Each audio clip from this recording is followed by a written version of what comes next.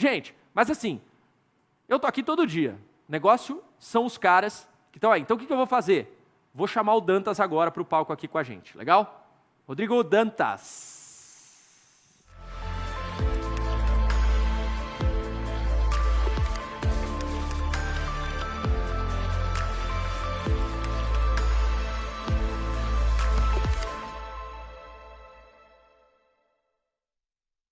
Ó, pessoal, a barba ali da foto foi pegadinha. Já foi. Era barba pandêmica, Rodrigo? Foi. Segurei um ano, e aí tomei as 2 vacinas, falei, vou tirar. Vou tirar. voltar a ser o Rodrigo pré-pandemia. Legal. Cara, teve umas lives que eu fiz também na pandemia que eu tô com um cabelo que a galera fala, Matheus, o que foi aquilo? Eu falei, ué, cara, eu não cortava o cabelo, cara, eu saía de casa, né? Dantas, cara, acho que a gente já falou, o teu talk, cara, é aquilo que eu vou repetir aqui com você no palco. A gente tem extrema admiração pela Vinge, nós somos, né, parceiros há muito tempo. Cliente, parceiro, você, cara, tem uma história com a gente. A indústria da recorrência e Customer Success andam juntos, né? Eu digo até que aqui está claro o ovo e a galinha. A recorrência é o ovo, ela veio primeiro. Customer Success é uma decorrência do que você precisa para ter êxito em recorrência, né? Que é lifetime value, que é upsell, que é cross-sell, que é renovação.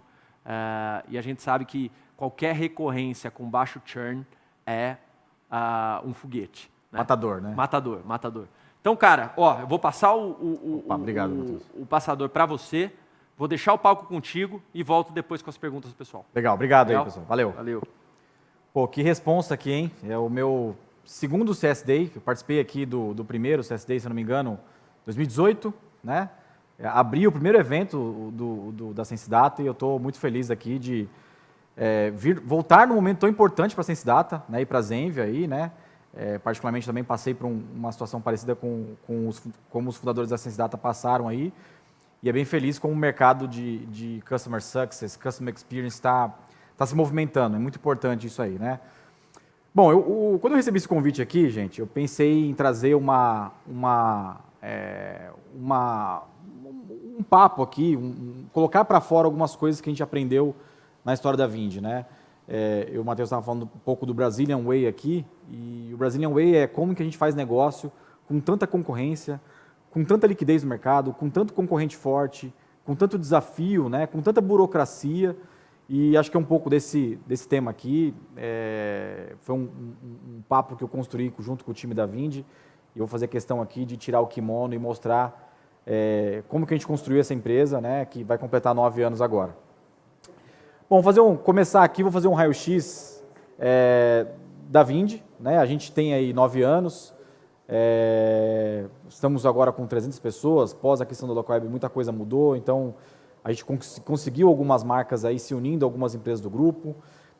Coloquei um pouco dos dados aqui, mas a gente tem que falar coisas que a gente se orgulha bastante, né?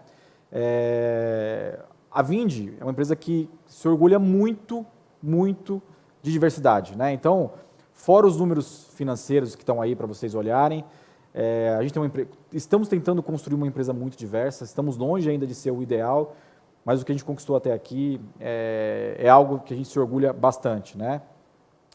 E aí, assim, na trajetória da Vinge, a gente teve que fazer alguns movimentos de M&A também, a gente comprou 2 empresas no meio do caminho, e em 2021, agora no começo do ano, a gente fez um acordo com a Local Web, e desde então fazemos parte da estratégia do grupo da Local Web, muito parecido com o que a Sensidata fez com a Zenvia também, né?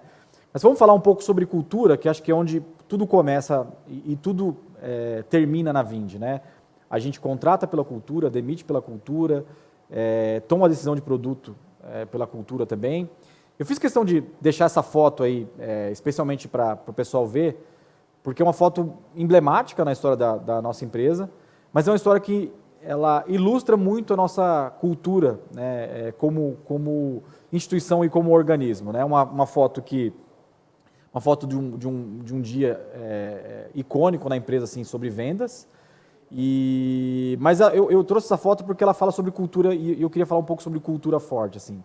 Um dos grandes motivos da gente ter conseguido alguns marcos na nossa empresa, conseguir atingir alguns números e algumas e algumas vidas impactadas e mudadas na empresa foi pela cultura, né? E a cultura é construída diariamente pelas pessoas que estão lá. Mas falar um pouco sobre cultura e antifrágil é porque a gente, com 9 anos, uma empresa que está beirando aí uma década, ela passa por momentos muito difíceis, né? Desde a fundação, falta de capital, gastar saliva com novos empreendedores para trazer para o time, trazer investidor, competir com gente grande. É um exercício de tornar a cultura antifrágil, né? Então, posso dizer com o maior orgulho que a Vindi tem uma cultura antifrágil, né? Tem uma cultura forte, mais do que isso, antifrágil. E aí eu vou contar um pouco aí, quem quiser, depois eu deixei o link aí com o código da cultura da Vindi aberto. Quem for nesse link lá pode ler um pouco como que a gente funciona e como que a gente se organiza no dia a dia, né? Mas eu vou falar um pouco sobre cultura e sobre antifragilidade, né? No ano passado a gente recebeu uma notícia muito importante, talvez foi o maior prêmio, o melhor prêmio que a gente recebeu na história. A gente foi eleita a empresa mais ética do setor financeiro, concorrendo com grandes players, né? com XP, Nubank, Itaú. Isso para nós foi um motivo de orgulho, porque não foi um prêmio que a gente se inscreveu, né? E foi um prêmio onde algumas avaliações do Glassdoor, algumas avaliações no mercado de citações de colaboradores, elencou a gente como a empresa mais ética do setor financeiro. Isso para mim foi motivo de muito orgulho para a nossa equipe também e mostra um pouco como que a gente demite, como a gente contrata, como que a gente lida com os talentos que tem dentro de casa. E eu fiz questão de abrir um pouco esse papo aqui, e aí não é um jabá, é mesmo para colocar para fora o quão orgulhosos a gente é de estar criando uma empresa como essa, né? E aí falar um pouco sobre tirar o kimono. Não adianta eu vir aqui no CS Day, né, e não conversar com vocês de uma forma transparente, papo reto mesmo. Eu gosto de usar bastante esse contexto de ser transparente e contar realmente como funciona no dia a dia, né? E o tirar o kimono aqui é contar as verdades, né? Então, começar um pouco sobre o tema da palestra de Growth, Guerrilha e Garganta. Vamos falar um pouco sobre crescimento, assim. Uma startup, uma scale-up, uma empresa que tem uma forte digitalização, quando ela cresce, tudo quebra no meio do caminho. Então, acho que a cultura segura, mas o processo quebra, as pessoas se desmotivam, tem muita coisa que não está construída e vira motivo de reclamação. Então, o primeiro exercício aqui é tudo quebra quando está crescendo. Segundo aprendizado é que os concorrentes copiam vocês, né? Então, e isso é normal, né? Então, dá aquela vontadezinha de dar uma porrada, tal, mas isso é natural, e aí acho que é uma coisa que a gente soube lidar com isso, né? Como o pioneiro, que é o caso um pouco da Vindi, da SenseData, ele tem a vantagem de ser pioneiro, mas ele tem a desvantagem também de, quando vem a cópia vem muito mais rápido do que você conseguiu construir, né? Outra coisa que é aquela frase emblemática do Mike Tyson, né, que o mercado vai te educar na marra, né? Você está na rua, vai tomar porrada, e muitas vezes o seu plano vai por água abaixo, porque o mercado é muito mais forte que você e não dá para lutar contra o mercado, né? É como você tentar segurar uma avalanche ou segurar um tsunami. É melhor você subir numa prancha e tentar pegar o fluxo que está vindo do que tentar brigar com o mercado, né? Então, esse é um aprendizado importante. Acho que um pouco do que a SenseData está fazendo aqui com esse evento também é olhar a comunidade em volta, criar uma comunidade. A comunidade é o grande segredo de empresas de tecnologia. E aí não é a gente que está falando aqui, Salesforce, HubSpot, Netflix. A comunidade é o grande motor de crescimento da maioria das empresas de tecnologia do mundo. E não é segredo para ninguém. E uma dor que acho que todo mundo passa por isso no momento de crescimento é que as oportunidades comerciais elas vão parar, elas acabam, elas secam, a fonte seca em algum momento dessa jornada, né? E aí você tem que estar preparado para criar algumas máquinas para isso não acontecer. Então os leads vão parar de chegar. Agora um pouco sobre pessoas, né? Que é um tema que particularmente eu gosto bastante de falar, né? Com 300 e poucos colaboradores, a gente criou uma cultura desses 9 anos aí de sempre premiar os melhores, né? E aí é transformar eles em sócio, os melhores têm que ganhar mais, os melhores têm que ser reconhecidos, os melhores têm que ter um caminho mais fácil do ponto de vista de carreira, porque são as pessoas que trazem mais resultado. Então, aqui é um aprendizado importante, né, de cultura mesmo, né. Nós temos um sistema de avaliação lá que, ao longo do tempo, ele promove os melhores 10% sempre e ele demite os 10% piores em resultado sempre, né. E isso também foi um grande aprendizado que a gente teve na nossa história, né. Tem outra coisa que a gente às vezes se esquece como gestor de fazer, comemorar pequenas conquistas, né? A gente, normalmente, o brasileiro em si comemora grandes conquistas, né? A gente é um povo que normalmente tem muita data comemorativa, mas nas empresas, os gestores se esquecem de ter pequenas comemorações, né? Pô, não é um negócio, uma conquista tão grande, mas eu acho que um grande segredo é sempre estar comemorando, mesmo que esse gol, que essa meta atingida for pequena, né? Isso cria uma cultura de positividade que, ao longo do tempo, fez muita diferença na Vind lá. Lá na Vind, toda sexta-feira é motivo para happy hour e a gente acaba arrumando um motivo. O que eles vão comemorar na sexta que vem, né? Isso foi um dos grandes segredos aqui também. Falei um pouco sobre diversidade, né? De garantir a diversidade. E aí a diversidade, quanto mais diferentes forem as pessoas, quanto mais diferente foram as pessoas trabalhando entre si, melhor, né? Isso, a gente tem um orgulho de ser assim. A gente tem, vou dar um exemplo clássico aqui, tem ex-jogador de futebol, já teve ex-frentista, teve pessoas que trabalharam com Alex Atala, que trabalham com tecnologia, tem pessoa da periferia, tem pessoa que veio de banco, tem pessoa que veio de software, de varejo. A gente não tem muito a questão de olhar o currículo da pessoa para trazer para dentro de casa, a gente olha muito se ela tem capacidade de aprender e se ela tem capacidade de resolver alguns problemas que no dia a dia são simples, mas no longo do tempo isso é um grande desafio também.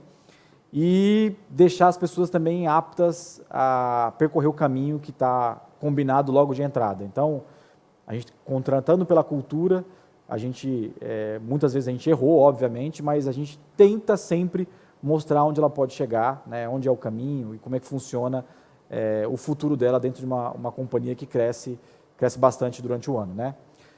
E aí, fechando aqui sobre produto, que é uma coisa que eu comecei a estudar há 4, 5 anos atrás, aprendi muito com os meus sócios de tecnologia também, é que é uma frase meio polêmica a primeira aí, que o melhor produto não vence, e realmente o melhor produto não vence, né. Aqui é uma tirada de kimono pessoal. Eu vi gringo vindo para o Brasil com um produto melhor que o nosso, mais bonito, com melhor user experience, mas a gente conseguiu sempre segurar com uma boa estratégia de produto, muito focada no cliente e também na distribuição do software. Então, acho que a melhor estratégia que vem, se não o melhor produto, aqui vai um primeiro aprendizado. Uma das coisas que doeu muito para nós, em alguns momentos, é realmente ter máquinas de vendas e de marketing muito bem sustentadas, né? Quando você tem uma empresa que você mesmo fundou, tudo fica um pouco na sua cabeça, tudo fica um pouco no playbook que você tem mental, e muitas vezes você tem que colocar para fora e criar estruturas que podem ser escaláveis do ponto de vista de vendas e marketing também. E aí tem muito a ver com o canal, tem muito a ver com o que a Vanessa da Vind vai falar um pouco aqui hoje, como expandir a receita dentro dos clientes que vocês já conquistaram, né? E aí é realmente criar uma máquina de vendas e marketing também. O principal aprendizado de produto é fazer o básico com excelência, né? O Gabriel Costa, que é um cara que ajudou muito a comunidade de marketing digital no Brasil, ele fala muito sobre o arroz com feijão, né? O método ACF. Fazer o básico com excelência, com certeza, tem um caminho rico para conquistar cliente, né? A gente fica sempre querendo fazer coisas muito sofisticadas, muito trabalhadas demais, e a maioria dos clientes, a grande maioria dos clientes, quer o básico bem feito, que é aquele arroz com feijão bem feito, todo dia, no horário, sem parar de funcionar. Isso a gente teve sentiu muito na pele, né? Como a gente tem um software financeiro que processa pagamento, que faz cobrança, que garante o recebimento dos clientes, o nosso mantra é nunca cai. A gente nunca pode cair, porque se a gente cai, o nosso cliente cai junto com a gente, né? Então, a gente tem a responsabilidade de atender clientes listados em bolsa, clientes que faturam 1 bi por ano, e o nosso desafio é dar a segurança para nunca cair, e aí é fazer muito bem a estrutura bem feita, né? E um aprendizado aqui, eu sei que é um evento que coloca o cliente no centro, né? Mas isso é uma coisa que eu também aprendi na marra, né? Que muitas vezes o cliente não sabe o que ele precisa, né? Eu sou de uma geração que eu tenho 40 anos, eu sou de uma geração que o mercado falava assim, o cliente tem sempre razão. Né? Quem tem mais de 40 sabe aí que o cliente tem sempre razão, o cliente pode fazer o que ele quiser. Na verdade, o cliente é o maior ativo da empresa, né? O cliente é o maior ativo da empresa, sem cliente a gente não existe como companhia, né? Mas muitas vezes o cliente pede o que ele normalmente não sabe o que precisa, né? Ele tem uma dor e aí chega o pedido no time de produto, no time de engenharia, coisas que ele acha que vai resolver a dor dele. Então, muitas vezes tem que tomar um cuidado, porque o cliente tem que sempre ser ouvido, mas a gente tem que traduzir a dor dele no nosso desafio de produto, na nossa experiência como desenvolvedor de software. Então, a gente aprendeu na marra que muitas vezes ele não sabia como pedir e saíam pedidos que a gente teve que fazer uma tradução para poder funcionar no nosso software. Bom, falando sobre agora, entrando um pouco no nosso papo aqui, né, foi uma tirada de kimono aqui, né, mas acho que o growth entrou um pouco no mito, né? Você vê muita gente no LinkedIn, eu sou growth hacker, eu sou cientista de crescimento, tal, virou um hype, né? Mas eu tenho uma visão sobre growth como um cara de marketing também, né? Meu maior skill é marketing também. Eu sempre tentei usar coisas na Vindi que não fossem usuais e que dariam muito resultado. Vou contar um pouco aqui como que foi a nossa escalada, porque aí vocês conseguem ver como é que foi no dia a dia. Então, começamos lá em 2013, fechamos o ano com 9 contratos, então você imagina, a gente começou em agosto de 2013 e fechamos o primeiro ano como software, como empresa, com 9 contratos. Para mim isso era uma vitória, né? E aí a gente foi escalando, 225 contratos, fechamos o terceiro ano com 900 contratos, e aí a gente foi escalando o Everest aí, como a gente conseguia e como a gente achou que poderia ser, né? Eu vejo muita gente usando assim a escalada, né? Acho que teve muitos softwares lá fora que usava a escalada para poder fazer o comparativo de crescimento da startup, né? Então isso aqui, legal, né? Tem uma escalada aí, a Vindi fechou o ano 2020 lá com 6.300 contratos, muita empresa legal, muita gente boa, tal. Mas essa fotografia aqui, gente, que vocês estão vendo aí, é como o meu cunhado acha que foi, né? Meu cunhado acha que foi essa escadinha, né? Eu vou mostrar para vocês como realmente foi, né? Então, como eu disse um pouco sobre montar uma empresa no Brasil, não é um negócio habitualmente fácil, né? A escalada foi muito mais difícil do que montar realmente e subir subir o monte do Everest de forma linear, né? Então, assim, falando um pouco agora qual que foi a nossa maior estratégia de growth, né, nos momentos iniciais da empresa, sempre foi trazer cases para dentro de casa. Então, a gente tem uma responsabilidade como empresa para crescer, que é realmente conversar com os maiores cases recorrentes do Brasil, conversar com os maiores players de assinatura no Brasil e de alguma forma, trazer eles como cliente, né? A gente precisa ter um cartão de visita que comece pelo cliente. Então, nossa primeira estratégia de growth foi pegar os melhores cases dos seus setores, né? Então, lá no começo da Vindi, qual que é a maior academia do Brasil? Eu preciso visitar ela. E eu preciso, de alguma forma, criar uma timeline até fechar o contrato com ela. Então, a primeira estratégia de growth que a gente teve aqui foi fechar contratos com um formador de opinião, né? Já que a gente tinha um software e tinha uma garantia que o nosso software funcionava muito bem e que resolvia uma dor muito grande, eu quero ter o formador de opinião. Se eu fechar com o formador de opinião, o segundo, o terceiro, o quarto, o quinto, até o 10º player vai querer entender o porquê que aquele formador de opinião escolheu a Vindi, né? Então, isso foi uma coisa que a gente sempre fez muito bem, né, em seus setores aí, e a gente tem um maior orgulho de ter hoje os maiores cases de assinatura do Brasil estão com a gente, e eles ajudaram muito também a nossa caminhada aí, a nossa escalada, né? Então, o que a gente achou em growth, em crescimento, né, em colocar um negócio do zero e crescer esse negócio e fazer ele escalar para milhões de transações, para milhares de clientes, foi tentar encontrar dentro da empresa a coisa mais poderosa que existe. Falei sobre cultura, eu falei sobre crescimento, falei sobre pessoas aqui, mas a coisa mais poderosa é você olhar para dentro de casa e dar o nome para uma coisa que você acha que vai ser a coisa que vai dar o destrave de crescimento. Para nós, na Vindi, eu falo muito sobre esse tema, então é até uma coisa que eu bato muito na pedra aqui, recorrência, nós temos um evento chamado Recorrência e tal. Para nós, a maior ferramenta de crescimento foi a recorrência. E aí eu vou explicar o porquê. Na Vindi, a coisa mais poderosa que existe é a recorrência. Porque quando eu escolho clientes recorrentes, se eu escolhi trabalhar com clientes recorrentes, e se eu escolher bem o cliente, ele é o motor do meu crescimento. Então, quanto mais o cliente cresce, maior é a receita da Vindi, maior é o meu crescimento, maior é o aprendizado que eu tenho desenvolvendo novos produtos, maior é o aprendizado que as pessoas que estão dentro de casa têm. Então, o nosso maior hacking para growth na Vindi foi escolher a nossa maior força e investir nessa nossa maior força.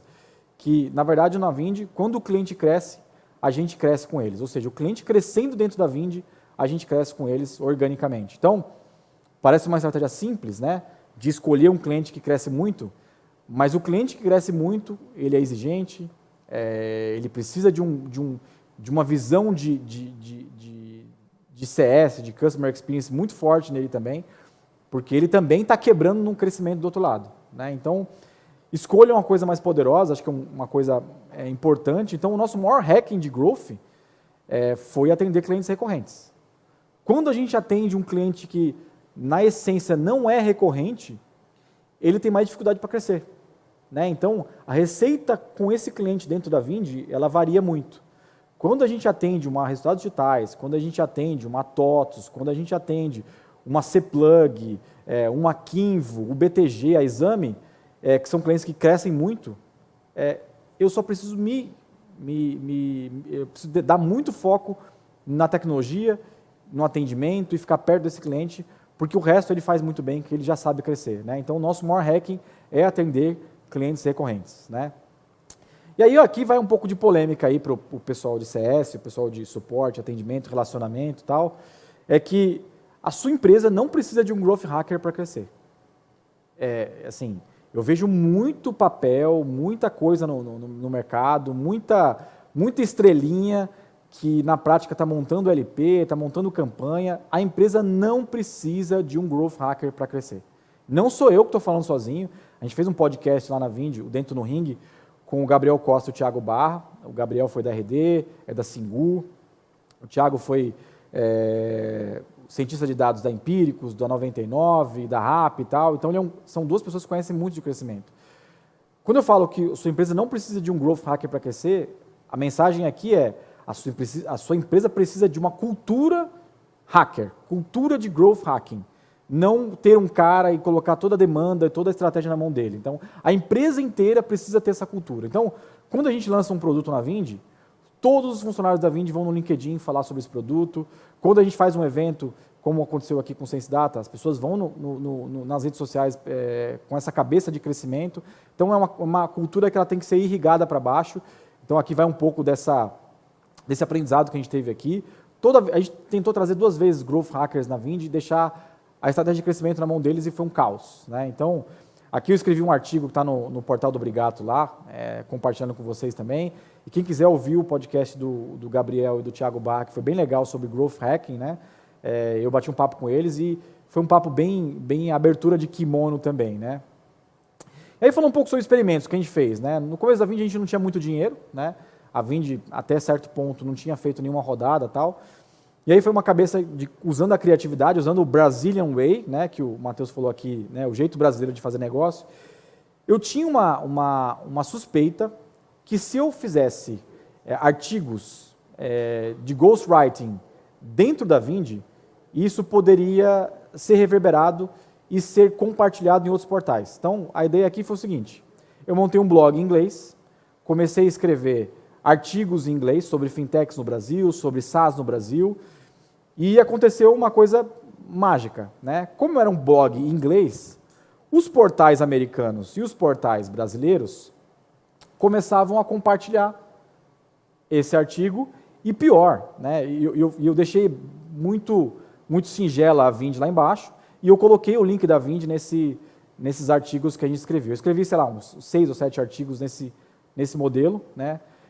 Magicamente, ou curiosamente, os portais começavam a copiar o meu texto, eles davam uma mexida no meu texto, e aí eles começavam a mudar um pouco o texto e falar quais são as fintechs mais promissoras do Brasil, quais são os SaaS mais promissores do Brasil e tal, e eles naturalmente copiavam a ordem das empresas que eu tinha citado, né? Então, eu consegui muito link orgânico em portais gringos com muita autoridade, fazendo isso aqui. Então, não é um método tradicional, né? Eu nem me orgulho tanto, mas a gente conseguiu no começo da Vindi a tornar um pouco a marca um pouco mais conhecida, fazendo essa estratégia aqui. Foi um experimento que deu muito certo.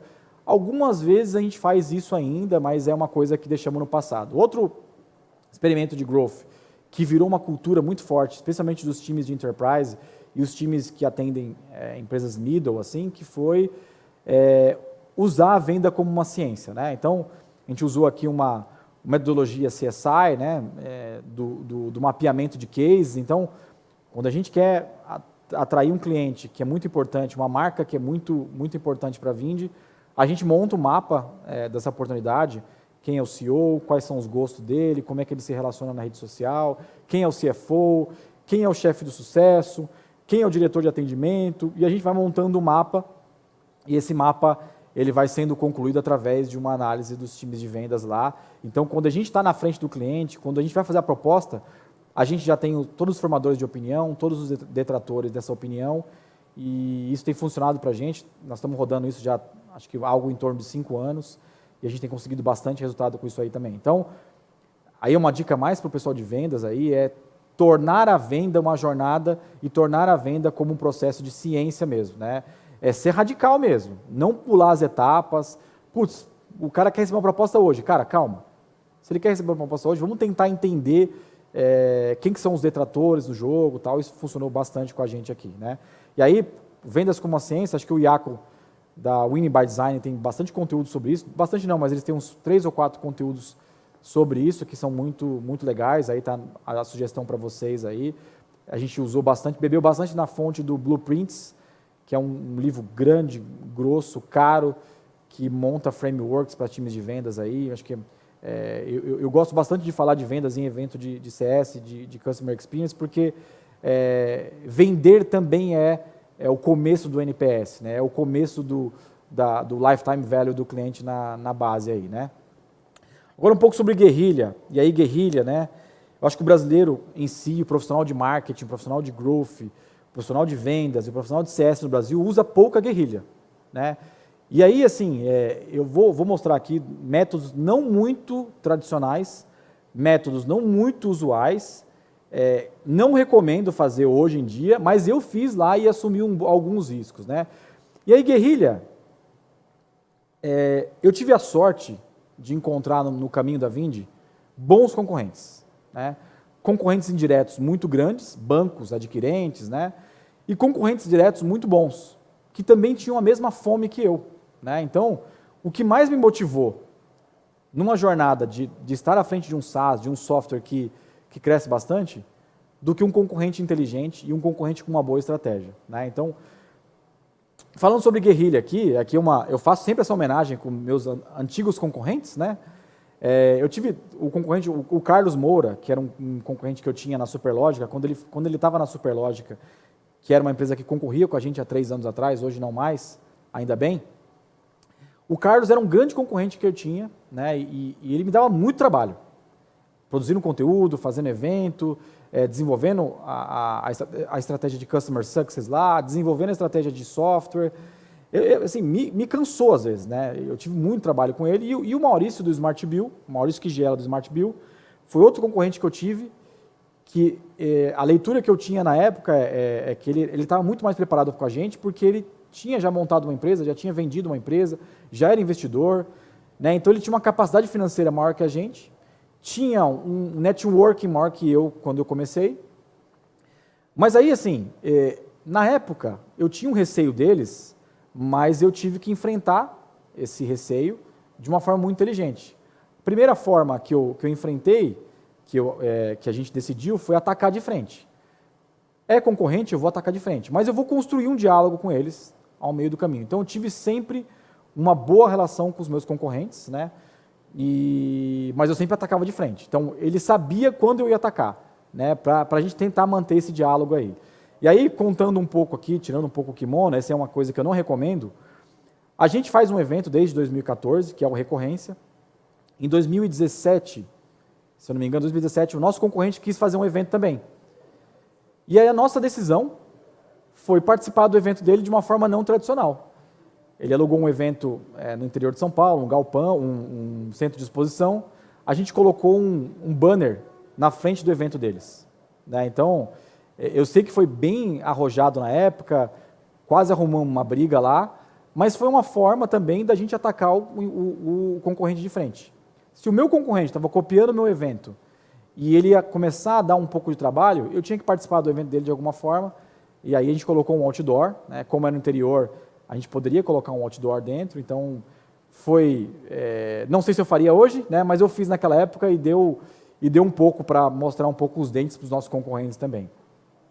O segundo ponto aqui, a gente comprou um dos concorrentes, o Smart Bill a gente adquiriu em 2017, a gente anunciou em pleno palco do nosso evento, Recorrência, né, que na época chamava Assinaturas Day, e o jeito que a gente achou para concorrer com o Smart Bill foi literalmente comprar eles, né? Eles tinham uma estratégia de atingir clientes grandes e a gente falou, putz, vai demorar muito para a gente chegar lá, então a gente fez um acordo, adquirimos e hoje a Smart Bill está dentro da Vind, ela faz parte de um produto da Vind, que é um produto Enterprise, e foi muito bom, foi uma experiência boa também, porque a gente trouxe também um conhecimento de pessoas que sabiam vender para grandes contas, né? Então, atacar de frente, mas construir um diálogo é sempre uma coisa importante, né? Outros experimentos de guerrilha, né? E aí guerrilha é um negócio que você tem que ir sentindo como fazer mesmo, né? A gente, com pouco dinheiro, em 2016, íamos para o RD Summit, e o RD Summit era em Florianópolis, já estávamos levando parte da equipe, então, startup com pouca grana naquela época. A gente teve uma ideia, porque a gente foi num evento e um funcionário da Vind viu o sósia oficial do Jack Sparrow no Brasil, Jack Sparrow do Piratas no Caribe. Quando eu olhei o cara, eu achei que era o Johnny Depp. Quando eu vi ele vestido de Jack Sparrow, eu realmente acreditei que ele era o Jack Sparrow, porque ele era muito parecido. A nossa ideia foi simples. Vamos vestir ele no evento da RD, vamos colocar ele andando no evento, e naturalmente a gente tinha lá um experimento de guerrilha claramente escalável, porque ele ia tirar foto com todo mundo, né? Esse sósia número 1 do Johnny Depp, ele entrou no evento e a gente não brifou a RD dele. Então as pessoas achavam que o Jack Sparrow fazia parte do evento, só que ele estava com a bandana da Vind, estava com um crachá da Vind, ele saiu em milhares de fotos nesse evento, foi a foto mais compartilhada entre 20 mil pessoas, 30 mil pessoas na época que estava lá no evento. Então, assim, a gente achou um jeito muito barato de entrar no evento e fazer presença. Até hoje, quando a gente vai nos eventos, a gente encontra as pessoas que estavam naquele dia e fala, putz, cadê o Jack Sparrow, tal, né? Então, viralizou de uma forma grande, tanto que saiu até no vídeo oficial da Resultados Digitais, enfim. Então, a gente sempre procurou fazer guerrilha de uma forma muito criativa, com pouco dinheiro, mas a nossa maior guerra, e a nossa melhor guerra, nosso melhor combate aqui, foi encontrar bons concorrentes no caminho. Eu sei que isso é difícil, né, de a gente concorrer e ter essa serenidade aqui, mas eu atribuo grande parte do nosso sucesso a ter uma concorrência forte e nunca fazer a gente dormir, nunca fazer a gente fechar os olhos para isso, né? Então, tá aí um pouco da guerrilha. Agora um pouco sobre garganta, que é um pouco do que eu estou fazendo aqui, né? Eu sempre assumo e recebo propostas para falar, mas eu sempre gosto de falar para o público como vocês, né, que estão no meu dia a dia, que sabem um pouco das dores de uma empresa de software, e aí usar um pouco a garganta e colocar para fora um pouco dos nossos aprendizados e compartilhar com quem está querendo aprender. Isso sempre funcionou na Vind. A gente sempre trouxe bons colaboradores, bons parceiros, ótimos clientes fazendo isso, que é colocar a saliva para funcionar, né? E aí falar sobre o garganta. E aí é uma dica que talvez todo CS pode mandar para o time comercial, né, que às vezes a gente erra um pouco nisso, que tenha slides definitivos. Eu já fiz muita reunião com clientes pequenos, clientes grandes, com esse único slide, né, e mostrar quem você atende, né? Porque quando você está visando um cliente novo e o cliente não conhece você, ou quando o cliente quer saber um pouco mais, os slides definitivos, eles facilitam muito a venda. Pô, se a TOTVS está com a Vindi, todas as empresas de software deveriam estar, né? Se a Lura, que é a maior escola de tecnologia, está com a Vindi, pô, todas as escolas de tecnologia teriam que estar, né? Então, tenham e usem slides definitivos. A gente deixa isso um pouco a desejar em algumas apresentações. Isso aqui é usar um pouco a garganta e mostrar quem vocês são, né? E eu sempre dou esse conselho, especialmente para executivo de venda, né? Outra coisa, que é o que está acontecendo aqui hoje, que para nós foi um marco decisivo na Vindi, né? Foi construir uma comunidade em volta, e aí construir uma comunidade, ter uma pessoa como o Matheus aqui, tocando esse evento, conversando com as empresas, conversando com os profissionais, falando, né, com o mercado. A gente tem um evento recorrência, o evento recorrência, a gente fez a 9ª edição agora, recentemente, no mês passado, foi um sucesso, ficamos bem felizes com o evento, mas a gente sempre quis trazer gente do mercado para construir essa comunidade com a gente, né?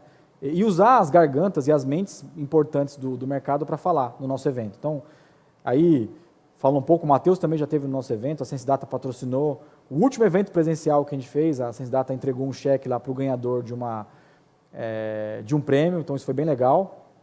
E é um pouco disso aqui, né? Usar a garganta e criar uma comunidade de volta é um pouco do que a gente está fazendo aqui no CS Day, de trazer gente que pode compartilhar um pouco de aprendizado aí, né?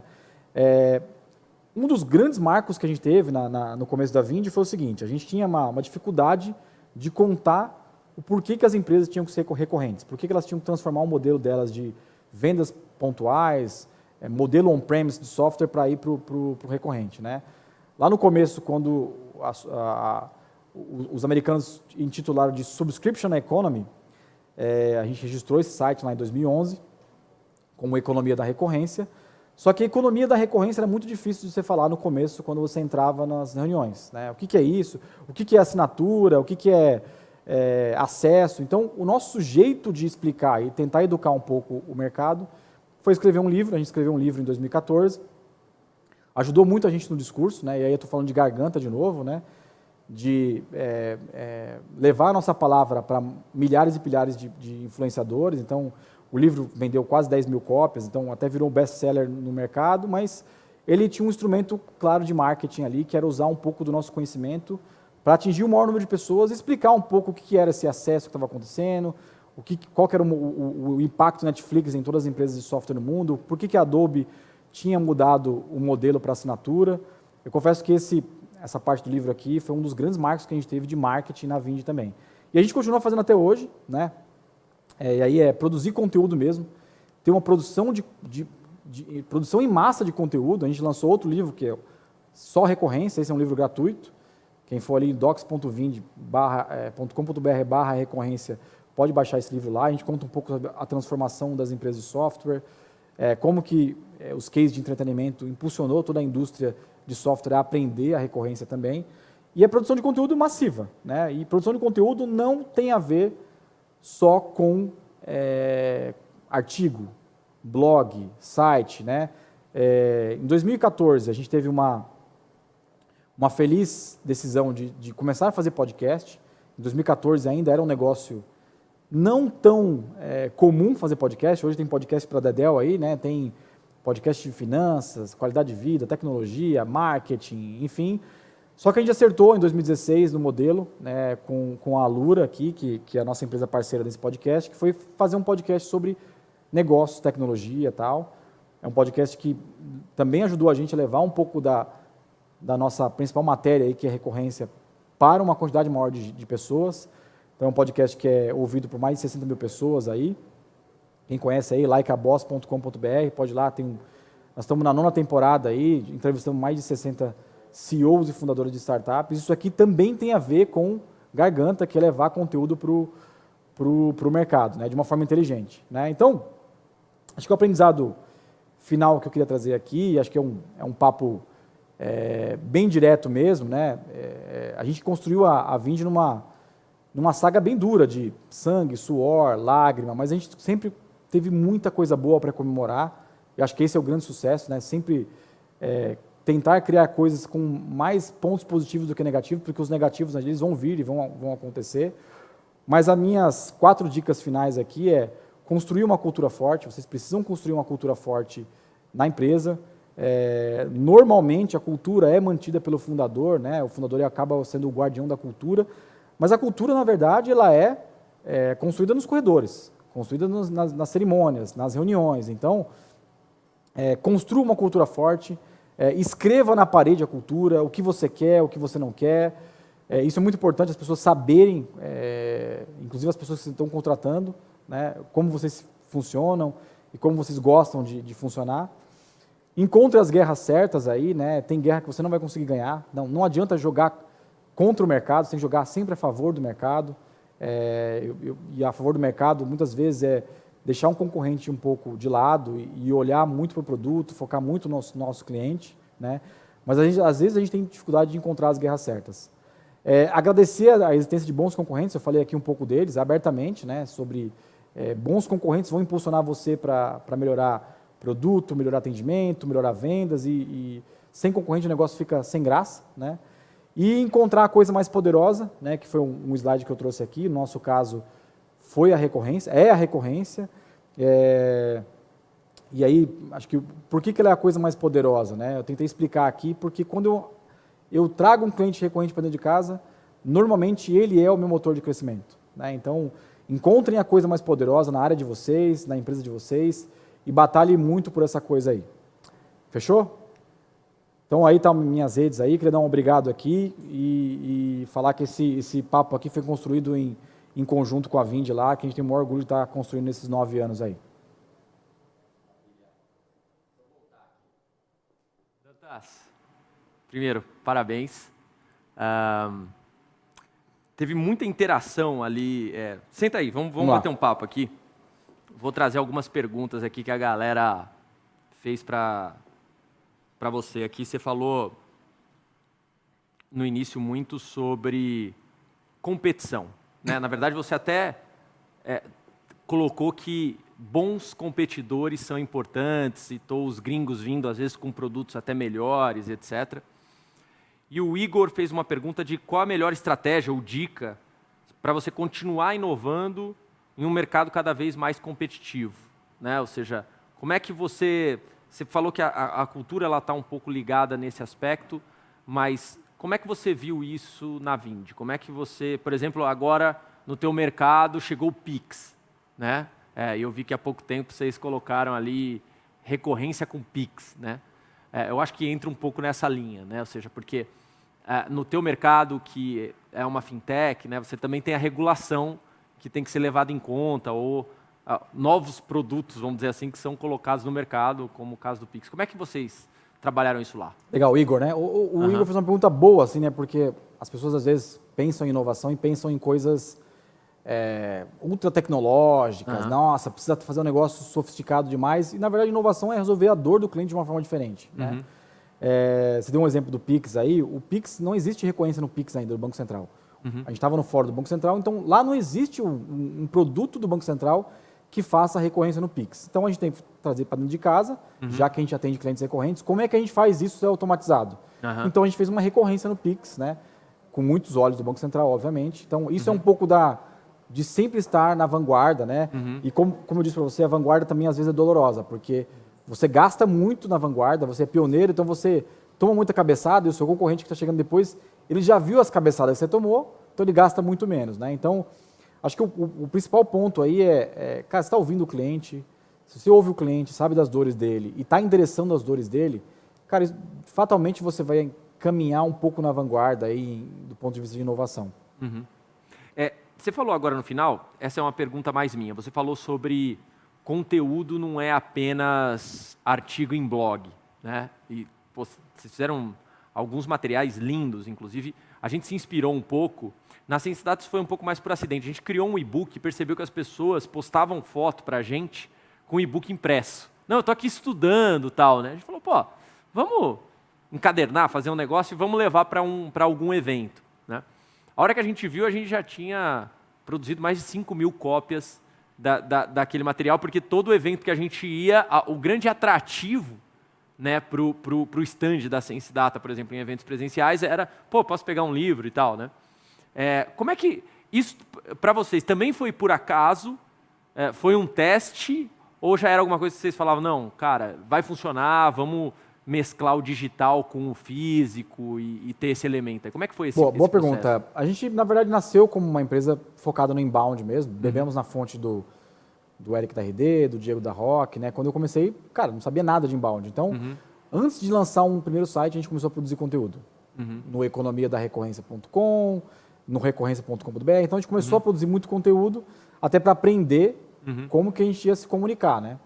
Então, o conteúdo sempre esteve desde o dia zero na Vindi. E aí a gente foi só sofisticando um pouco ele. Putz, passamos a ter um blog oficial da Vindi, passamos a fazer evento, que é uma coisa que eu acho que é pouco explorado no Brasil. Lá fora dos Estados Unidos tem muito evento de tecnologia, né? Aqui tem, acho que somente 5 ou 6 grandes, só. Grandes mesmo, talvez 4, né? Sim. Grandes.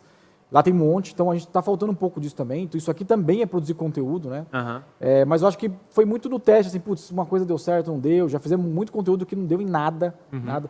Lançamos uma pesquisa agora de assinaturas, que a gente lançou para falar como o consumidor de assinaturas se relacionava com essas assinaturas. Então, não foi um conteúdo 100% B2B, né? Vender para as empresas. Não foi um conteúdo que a gente fez para o cara baixar o... A gente fez o conteúdo também para as consultorias, para os bancos de investimento, começar a entender o processo de transformação em assinatura, porque eles também vão ser os caras que vão levar essa palavra adiante e falar, puta, tem uma tendência ali de digitalizar tal serviço e tal, né? Então, é muito teste, mas eu acho que o que a gente acertou muito bem foi ter esse foco e ser a referência no assunto. Cara, tem uma pesquisa de assinaturas no Brasil? Tem. Quem fez? A Vindi. Tem uma pesquisa sobre SaaS no Brasil? Putz, foi a Vindi. Então, a gente sempre teve esse cuidado de, esse assunto aqui é meu. Isso aqui, eu finquei a bandeira aqui e pode vir o dinheiro de concorrente que for, mas esse assunto aqui... Então, a gente registrou tudo que tem a ver com recorrência, é nosso. Que legal. Dentro dessa estratégia, Dantas, muitas vezes as pessoas relacionam recorrência com... coisas que elas já estão ali consumindo no B2C, né? Então, hoje a gente consegue dar vários exemplos, como Netflix, como Spotify. Até um tempo atrás, as pessoas tinham muito a questão da assinatura de revista, de jornal, sim. E etc. O próprio aluguel, né, que é algo nessa linha. Mas hoje tem uma grande estrela da recorrência, que é o SaaS, Software as a Service, né? Como é que está esse mercado no Brasil? Outro dia eu vi, por exemplo, a primeira análise SaaS de uma casa de investimentos. Aliás, eles até reportaram isso como a primeira vez que a gente fez, né? No Brasil a gente está muito acostumado, eu brinco que no Brasil a gente está muito acostumado a analisar petróleo, minério de ferro, energia. Né? Como é que está sendo isso, cara? Você que também tem muita interlocução com o mercado financeiro, até pelo fato da Vindi também ter interlocução com o Banco Central, com os reguladores, etc. Como é que você está vendo isso? Legal. Assim, uma das dos sonhos nossos é mapear M&A de SaaS no Brasil. No Brasil, o maior histórico de M&A da história, assim, está ligado a software. A gente não sabe disso, mas está ligado a software, né? Então é muito difícil até pegar e mapear tudo, desde da consolidação da TOTS lá atrás. É difícil mapear quantas foram vendidas, quem foi vendido, por qual valor que foi vendido. Então, o mercado SaaS como um todo, no mundo, ele ajudou as empresas a serem educadas, a olhar métrica, a olhar, sabe, conteúdo, olhar o que... Hoje, se uma pessoa de CS, de Customer Experience, sabe o que é NPS, sabe o que é churn, sabe o que é MRR, deve-se à cultura SaaS no mundo, né? E no Brasil, a gente tem uma cultura hacker muito forte, né? A gente tem, quando eu falo cultura hacker, positivamente falando, porque a gente tem muito desenvolvedor bom no Brasil, só que a gente tem pouca quantidade ainda, né? Então, todos os desenvolvedores do Brasil têm um nível legal de conhecimento. E essa cultura hacker começou lá no começo da internet, no Brasil mesmo, e algumas empresas conseguiram fazer negócio SaaS no Brasil de bater palma. A LocalWeb é um caso deles, né? A TOTS é outro caso, tal. Então, a gente tem uma cultura SaaS no Brasil que é muito sólida. Né? Agora que a gente começa a ter Zenvia indo para a Nasdaq, LocalWeb abrindo capital, Sinqia, você vê outros cases, VTEX abrindo lá fora também, você vê outros cases SaaS passando aquela linha do limite que a gente tinha até agora. Mas eu acho que a gente está no começo do caminho ainda. Hoje, o que eu vejo de software no Brasil nascendo É SaaS, 100% SaaS. Aí é SaaS de gestão, SaaS de aplicativo financeiro, SaaS de saúde, SaaS médico, tá bem alta o SaaS para Health Tech e tal, mas eu acho que a gente já está bem no começo e acho que nessa última fase aqui, 2 anos para cá, com liquidez grande no mercado, o SaaS ficou mais evidente para as casas de investimento e para as researches, porque começou a ter M&A, né? Então, acho que eu sou um entusiasta do tema aí, então a gente tem que conversar um pouco mais sobre isso e colocar os cases para fora, né? Exato, exato. Eu acho que é muito interessante a gente trazer esse aspecto, né? O desenvolvedor brasileiro é muito bom, né? Como é que a gente faz ele produzir produto e não ser contratado pelo gringo, né? Eu acho que esse ponto é importante, né? A gente agora com o câmbio está ficando muito atrativo, você vê? Desafiador. Cara, tem uma pergunta do Wellington Oliveira, de um outro aspecto que você trouxe aqui. Tem uma coisa que me chamou a atenção, eu vou colar na pergunta dele. Ele fala assim, como a Vindy atua com o Employee Experience e mitiga conflitos? Mas eu vou trazer um outro aspecto que é o seguinte, eu vi há pouco tempo nas tuas redes sociais você com uma campanha de 20 anos que voltaram. Acho que é a primeira vez que eu pego uma empresa que está fazendo esse tipo de campanha. Tipo, cara, você também quer voltar para a Vindy, né? Ou seja, meio que chamando o pessoal que já saiu, né? Isso é uma quebra de paradigma. Eu achei bem interessante e até comentei com o pessoal da SenseData sobre essa linha aí. Como é que você... isso é Employee Experience de alguma forma também, né? Como é que você vê isso? Legal. Sobre a pergunta do Wellington, assim, acho que aí eu tenho uma sócia muito forte assim, em questão de cultura e pessoas, isso é uma coisa muito importante, você não consegue escalar se você não tiver uma pessoa olhando para toda a estrutura da cultura de uma forma estratégica, né? Isso para mim mudou um pouco a cultura da Vindy, a Fernanda, mas eu acho que isso tem que ter uma responsabilidade de todo mundo, assim. Então, quando eu falei de cultura forte lá, é realmente escrever na parede, cara, eu não gosto disso, aqui na Vindy isso não funciona, feedback é igual assalto, eu fui quase massacrado com isso, porque eu coloquei na parede. Feedback é igual assalto, não reaja. E é uma frase agressiva mesmo, mas, cara, vamos ter que aceitar o feedback sem reagir. Aceita, depois volta. Então, isso tem a ver um pouco com você contratar a pessoa certa, né? Então, se você contratou a pessoa certa, cara, meio caminho andado. É uma pessoa que está dentro da cultura, então não precisa nem fazer experiência diferente para um funcionário, né? Então, é muito trazer a pessoa certa para a cultura, né? E aí, respondendo a sua pergunta, na verdade...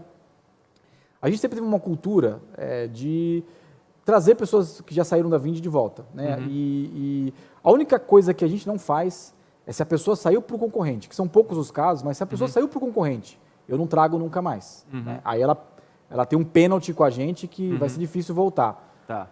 Mas pessoas que, foram para o mercado e aí bateram cabeça um pouco tal, e já tem a cultura da gente, a gente sempre olhou com os olhos assim, né? Só que, recentemente, com 30 vagas abertas, e a gente tem uma boa relação com todos os ex-vindianos, né?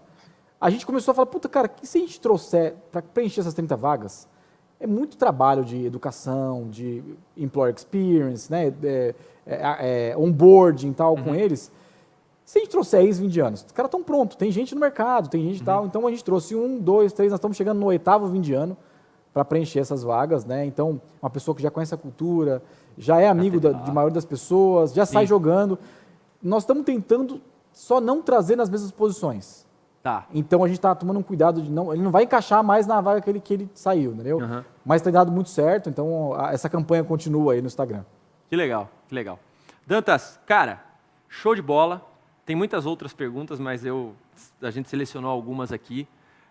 Queria te agradecer de novo, cara, retornar para o palco do CS Day e dar um talk tão legal quanto esse e, de novo, né, cara, o Brazilian Way, né? Como é que você cria um SaaS, escala com o fintech e, ao mesmo tempo, desenvolve uma comunidade, né? A gente falou muito sobre isso, esse também é um desafio da Sense. Cara, obrigado. Obrigado a você. Valeu, pessoal. Cara, te agradeço. Valeu, Dantas. Valeu.